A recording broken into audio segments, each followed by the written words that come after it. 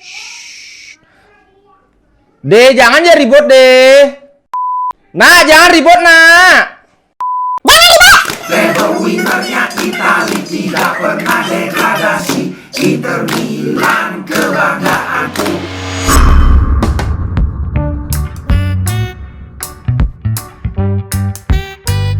Halo Sobat Ngomin, apa kabar? Oke, sekarang bisa 2 hari berturut-turut bikin konten. Walaupun sebenarnya situasi masih agak ini tapi biar nggak curcol. Oke, sekarang kemarin sudah aku bahas panjang lebar soal pertandingan Inter lawan Napoli. Sekarang update yang lebih aku tekankan dan juga beberapa update ini masih terkait dengan pertandingan kemarin. Tapi yang pertama soal ini dulu ya. Soal transfer Denzel Dumfries, semakin banyak peminatnya. Ini ada wawancara dari Rai Sport dengan agennya si Rafaela Pinamonti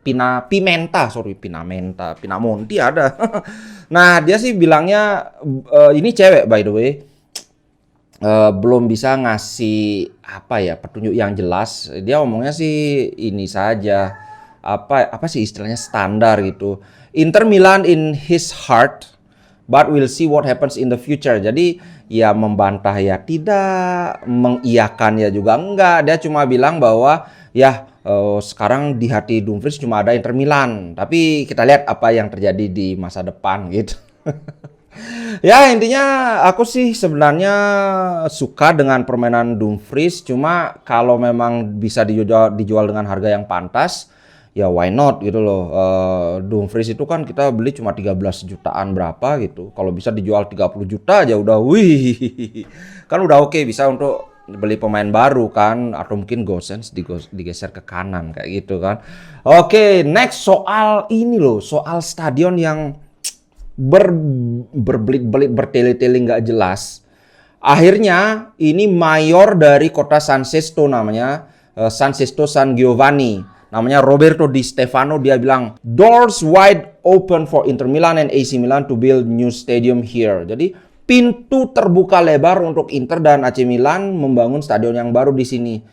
Kalau aku sih ya udah, apalagi kalau sudah aku baca beritanya, ini nama tempatnya itu Duomo. Dari downtown kota Milan. Downtown itu kayak semacam pusat kota itu jaraknya cuma 10 menit udah ada di sana. Jadi walaupun nantinya kalau membangun di sini kan, wah kok stadionnya tidak di kota Milan gitu. Tapi why not gitu loh. Cuma 10 menit kan nggak masalah. Apalagi mereka public transport nggak masalah. Biar malah gigit jari mayor kota Milan. Toh sekarang kalau itu stadion segede gaban gitu nggak dipakai sama Inter sama AC Milan, siapa yang mau pakai stadion itu? Paling mau pakai liga malam Jumat aja. Udahlah, udah terlalu bertele-tele, nggak usah, males. Kemudian nih Skriniar ternyata dari Tuttosport, ini kan yang di Turin yang Juventus, ini aneh. Menurut mereka man of the match-nya itu justru Skriniar. Memang si Skriniar mainnya bagus banget. Tapi aduh, di mana-mana juga aku lihat Barella yang man of the match. Kalaupun misalnya bukan Barella, kalau Zeko lebih masuk akal karena dia penentu kemenangan toh. Tapi Skriniar. Tapi ini loh, aku tegaskan lagi, aku setuju bahwa Skriniar bermain dengan sangat bagus. Itu Kvaratskhelia superstar baru Serie A itu benar-benar dikantongi. Itu penampilan terburuk Kvaratskhelia di Serie A sejauh ini loh.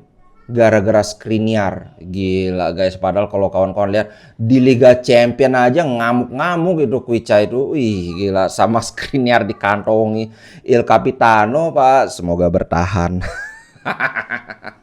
Menurut kalian gimana sih? Kayaknya Barella ya man of the match. Ini sekarang muncul ada Zeko, oke. Kemudian Skriniar. Kalau aku sih Barella. Nah, sekarang Napoli ternyata ini banyak buntutnya, bro. Ada buntutnya nih soal Napoli itu. Pertama dari fans mereka. Fans Napoli itu ternyata mengumandangkan banyak ini kayak cemohan-cemohan atau ejekan rasis itu ke Lukaku. Ya memang ini kayak untuk apa ya, biar pressure terhadap mentalnya gitu kan. Tapi kan come on. Di Italia ini memang sayangnya masih banyak kejadian kayak gini. Dan ini sedang diselidiki. Jadi ya nanti kalau terbukti ya Napoli yang akan kena getahnya. bukan siapa-siapa gitu kan. Cuma apa mereka akan kena denda atau mungkin harus stadion kosong. Tapi yang aku baca sih mungkin ada beberapa section di stadionnya di pertandingan home nanti itu harus dikosongin kayak gitu. Tapi kita lihat aja, bukan masalah kita juga. Yang penting kita udah menang toh. Nah, masalah berikutnya adalah ternyata fans Napoli banyak yang ribut di media sosial itu gara-gara apa tahu? Ada video yang viral di tunnel sebelum masuk ke kick off itu Handanovic ngomong sama sama wasitnya. Cuma ngomong sebenarnya wasit jangan terlalu sering niup peluit. Ini kayaknya sebelum babak kedua, sebelum kick off babak kedua pas mau perjalanan ke ini. Jangan terlalu banyak niup peluit. Cuma gitu aja. Wasitnya juga nanggapnya ya normatif aja ya gitu. Tapi mereka marah. Kayaknya ini memang belum terima aja. Kalah lawan Inter Milan. Apalagi kan Inter Milan di awal musim itu memang performa jelek. Tahu-tahu tiba-tiba mereka tidak terkalahkan. Di Eropa juga lawan Liverpool kalahnya juga apa ya? Ada bau sial gitu lah. Maksudnya mereka dari segi permainan nggak kalah banget lawan Liverpool. Tapi kemarin lawan Inter mereka kan benar-benar kepegang, kekunci gitu loh. Walaupun mereka pegang bola itu possession sampai 60 berapa gitu, 63% kalau nggak salah. Tapi dari segi kontrol permainan itu mereka kan memang udah nggak bisa ngapa-ngapain. Sekarang ini yang dijadikan permasalahan. Ternyata Napoli agak gini juga, agak salty juga. Itu kemudian mari kita bahas soal soal Dzeko. Tapi sebelum itu Italian media argue ini dari Corriere della Sera, koran di Milan, bahwa menurut mereka penampilan Inter melawan Napoli kemarin itu bahkan lebih bagus daripada penampilan Inter ketika menang lawan Barcelona. Nah, kalau menurutku, setelah aku pikir-pikir kayaknya setuju. Karena pada saat Inter lawan Barcelona ketika kita menang, Hakan ngegol itu memang lucknya gede. Kita bertahan hanya mengandalkan serangan balik. Sedangkan lawan Napoli tidak seperti itu. Memang kita lebih sedikit pegang bola, tapi tidak semua peluang kita tuh datang dari serangan balik. Banyak yang dari build up. Cuma perbedaan dari build up Inter Milan dengan Napoli adalah kita lebih banyak direct build up. Lebih banyak umpan vertikal. Ini sudah sering aku bahas di awal-awal terutama. Sedangkan Napoli itu ya seperti Inter musim lalu yang kutak-kutik lagi back pass, kutak-kutik kiri kanan lagi back pass kayak gitu. Nah, ini benar-benar kekunci kecuali tembakan dari Raspadori kalau nggak salah itu yang bisa dihalau oleh si Onana itu, mereka nggak ada peluang lain. Atau mungkin yang Osimhen yang duel sama Hakan itu nggak ada lagi peluang mereka yang oke. Jadi dari segi organisasi permainan kayaknya iya permainan Inter kemarin lawan Napoli itu lebih bagus daripada waktu menang lawan Barcelona. Menurut kawan gimana nih? Karena kalau aku ingat-ingat lawan Barcelona kita memang tertekan terus sepanjang pertandingan walaupun kita menang ya.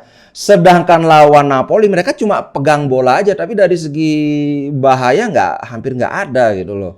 Oke, itu sekarang. Nah, kemudian ada lagi komentar yang menarik dari Dalmat memuji performa Skriniar yang sangat bagus.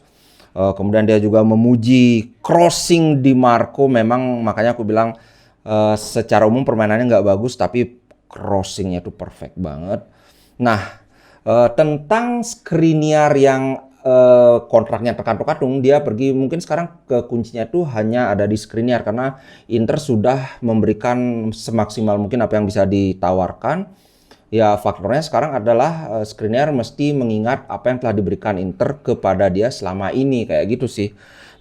Dia dari pemain Sampdoria yang anggaplah bukan pemain bintang lah kan ketika dia sudah di Inter baru benar-benar menjelma jadi superstar gitu. Jadi kalau dia mau mengingat itu ya mungkin dia mau memperpanjang kontrak walaupun dengan gaji yang lebih kecil dari yang ditawarkan PSG.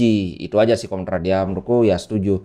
Nah kemudian berita terakhir adalah performa Dzeko yang sangat luar biasa. Kemarin aku kebetulan udah bahas. Sekarang ini top scorer Inter Milan itu adalah Edin Dzeko. Di semua kompetisi ya, kalau di Serie A sama-sama 7 gol. Nah,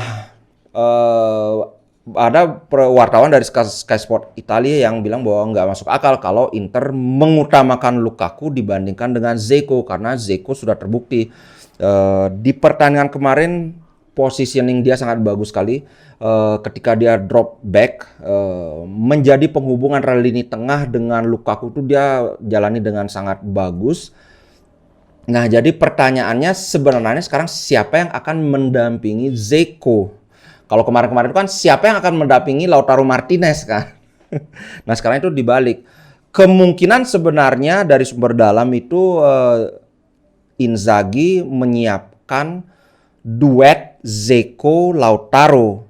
Nah, tapi karena kemarin itu Dzeko akhirnya dia harus keluar dari lapangan karena kram, ya kemungkinan akhirnya Inzaghi akan mengubah ininya. Ini kan masih hari Minggu, kita lihat aja. Tapi sekarang sepertinya masih lebih condong ke Lukaku Lautaro jadinya ininya. Duet lini depan di pertandingan lawan Monza kemarin. Kalau menurut kalian gimana nih? Lautaro Dzeko atau Lautaro Lukaku atau Lukaku Dzeko? Menurutku sih Lautaro hampir pasti main sih menurutku, karena kemarin tuh dia tidak jadi starter karena kan memang baru kembali hari Jumat kalau nggak salah aku baca. Pokoknya paling terakhir lah dia balik dari World Cup. Brozovic udah, yang lain-lain tuh semua sudah. Gitu sih bro, gimana? Kalau aku sih condongnya ke Lautaro Lukaku. Memang Dzeko kayaknya kasih istirahat dulu. Umur 36 tahun, bermain setiap 3 hari itu agak riskan.